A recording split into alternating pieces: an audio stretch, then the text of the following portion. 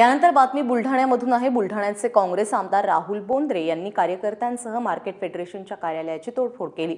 मे महिना संपत आला तरी 22 तारखेपर्यंतची 22 तारखेपूर्वीची तूर खरेदी झालेली नाही। या प्रश्नावर आमदारांनी जिल्हा मार्केटिंग कार्यालयाला भेट दिली, चर्चा केली। मात्र चर्चेदरम्यान अचानक आक्रमक होत आमदार आणि त्यांच्या कार्यकर्त्यांनी कार्यालयाची तोडफोड केली।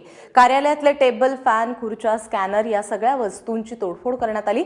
मॉन्सून अंदमानमध्ये दाखल झालेला असून शेतकऱ्यांनी शेतीच्या मशागतीकडे लक्ष द्यायचं की तूर सांभाळायची असा सवाल यावेळी उपस्थित केला जातोय।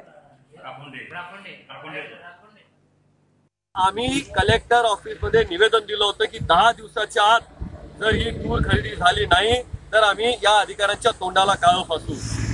आणि आज आम्ही इथं पोहोचलोय। आज इथं कोणतेही वरिष्ठ अधिकारी हजर नाहीत आणि त्यामुळं इथल्या शेतकऱ्यांचा जो संयम आहे तो संयम सुटलाय आणि त्यांनी या कार्यालयाची आज तोडफोड इथं केलेली आहे।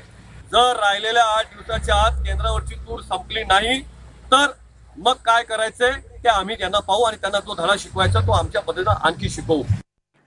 तूर असो, मिरची असो किंवा शेतकऱ्याची अन्य उत्पादनं असू देत, या सगळ्या संदर्भातले शेतकऱ्यांचे प्रश्न कायम आहेत। मॉन्सून दारावर येऊन ठेपलेला आहे आणि त्यामुळे आता त्यांनी काय करायचं, मशागतीकडे लक्ष द्यायचं की हमी भावासाठी लढायचं, हा प्रश्न विचारला जातोय।